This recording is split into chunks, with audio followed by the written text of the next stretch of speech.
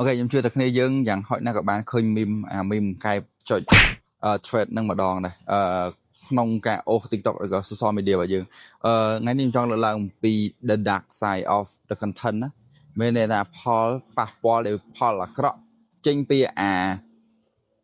effect ដែល video នៃការ sharing របៀបអញ្ចឹងមកចូលកាន់ video ខ្ញុំចង់ introduce នេះចឹងទៅជាមួយនឹង campaign ថ្មីរបស់ Bitget អញ្ចឹងទូទៅ campaign វាអត់មានអីប្លែកពី campaign មុននេះអានេះវាជា campaign ដែលយើង verify deposit ជាមួយនឹងយើង trade យើងអាចទទួលបានឱកាសrandom giveaway បានទទួល Honda ជាមួយនឹងរបស់ផ្សេងៗអញ្ចឹង event ហ្នឹងខ្ញុំបញ្ជាក់ចប់ថ្ងៃទី31អញ្ចឹងដើម្បីបាន ticket សម្រាប់ lucky draw ហ្នឹងគឺយើងត្រូវ complete task ទី1ទី2ទី3វាដូចជាការ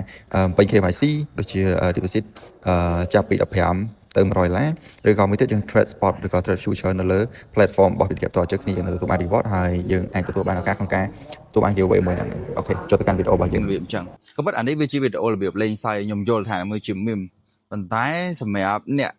ដែលគាត់ធ្វើយូរឬក៏គាត់ប្រឡូកយូរអាហ្នឹងគាត់យល់ហើយគាត់ថាអូអាហ្នឹងវាគ្រាន់តែជា meme ការលេងសើចឬក៏អីប៉ុន្តែអានេះវាជាឥទ្ធិពលអាក្រក់មួយត្រង់ថាទី1វាធ្វើឲ្យអ្នកដែល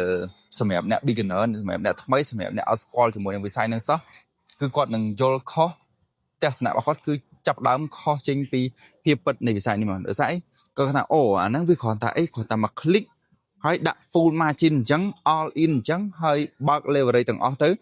ហើយមិនបាច់ដាក់ stop loss ទេគឺមក click គាត់បានមានផ្ទះមានឡានមាន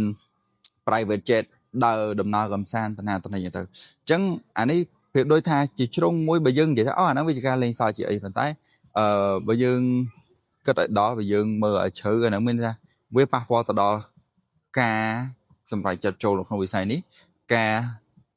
រំពឹងជាមួយនឹងវិស័យនេះដល់ពេលគាត់ចូលមកគាត់ថាអូអញ្ចឹងរបៀបដែលគេមានរបៀបដែលគេធ្វើត្រូវរបៀបដែលគេសល់ពីវិស័យហ្នឹងគឺគេលេងរបៀបអញ្ចឹងតាអូខេអាហ្នឹងគឺគាត់ expect អញ្ចឹងណាអូអាហ្នឹងគេលេងអញ្ចឹងតាគេលេងរបៀបថា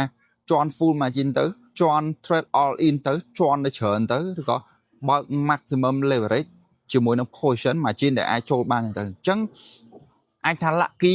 គង់នៅក្នុងចំណោមមួយហ្នឹងគឺមានត្រូវមួយគឺខ្លាចជាអ្នកមានឬក៏ខ្លាចជាមហាសេដ្ឋីមកប៉ុន្តែ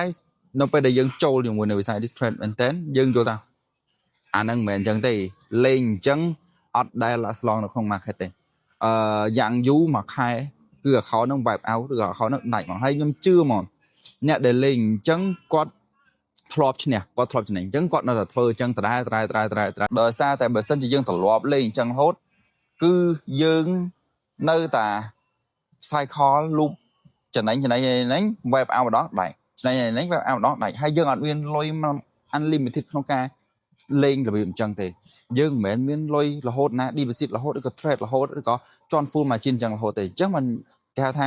បើយើង play ឲ្យត្រូវ play ត្រូវឲ្យ expect ត្រូវរៀបចំមិន risk មិនត្រូវ control លុយរបៀបមិនមែនយើងគ្រាន់តែចុចមក click ជាសេដ្ឋីចុចមក click ខ្លាចជាអ្នកមានចុចមក click សល់ឡានសល់ផ្ទះសល់លុយអញ្ចឹងអានេះវាជាអីដែលគេចែកម្លែកឬក៏អីដែលគ្រាន់តែជា meme ឬក៏ការ sharing ប៉ុន្តែអាហ្នឹងក៏ជាហេតុផលឬក៏ផលប៉ះពាល់អាក្រក់មួយសម្រាប់អ្នកដែលថ្មីសម្រាប់អ្នកដែលអត់យល់សម្រាប់អ្នកដែលទើបតែចាប់ដើមហើយយល់ថាអូអាហ្នឹងរបៀបក្នុងការធ្វើឲ្យមានគឺរបៀបអញ្ចឹងអានេះវាគ្រាន់តែការ sharing random តទេអញ្ចឹងខ្ញុំគ្រាន់តែចង់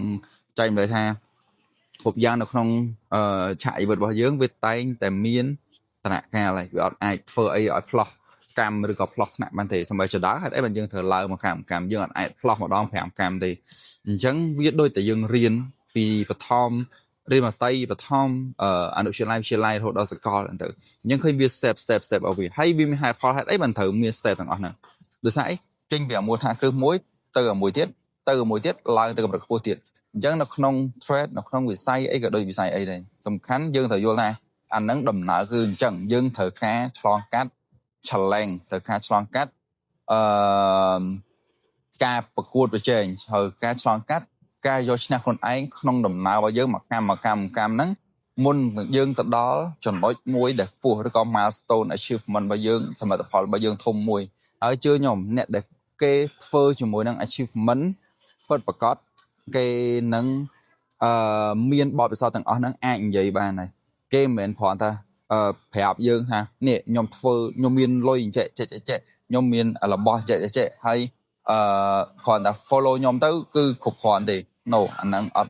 ត់ពិតប្រាកដអញ្ចឹងទេសំខាន់យើងត្រូវធ្វើខ្លួនឯងសូម្បីតែអ្នកដែលគាត់ធ្វើយូរក៏នៅតែចំណេញនៅខាតចុះតម្រាំយើងអ្នកថ្មីអញ្ចឹងធ្វើម៉េចរំពឹងឲ្យត្រូវ expect ឲ្យត្រូវជាមួយនឹងវិស័យនេះ thank you